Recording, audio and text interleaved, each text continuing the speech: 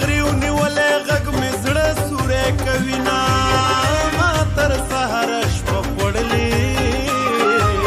چا چې خوب کړی وي هغه دې کار لځي نه زما سازونه ستا نازونه قیامتونه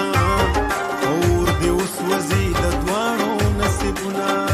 ای زما سازونه ستا نازونه قیامتونه